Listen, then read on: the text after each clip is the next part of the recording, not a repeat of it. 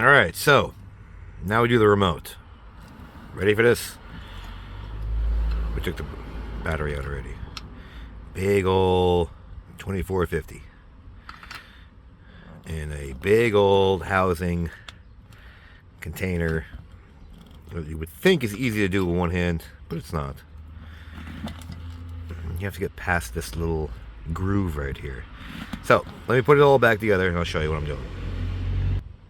So I press this button to release the valet. Whoop-de-doo. Now, right here, the longest little slit right there, that's where you want to put the actual screwdriver to get this thing out.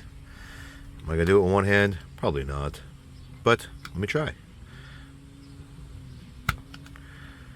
You want to put it in and turn the actual body of the remote out.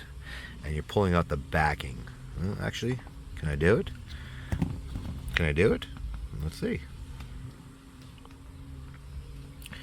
Nope. Can I? Yes, I can. One-hander. Now, little guy right here. He's even showing you how to do it.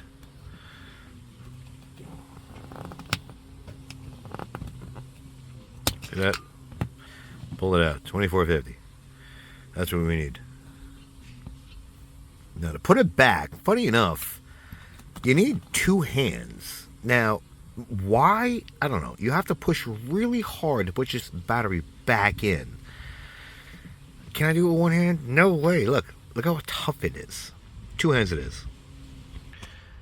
So you really got to push hard to get past these little indents right here. These little grooves right there. And then, obviously, match up the indent with the indent.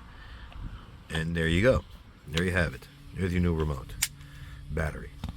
So, like it, don't like it, share it, don't share it, subscribe, don't subscribe. Thanks for watching.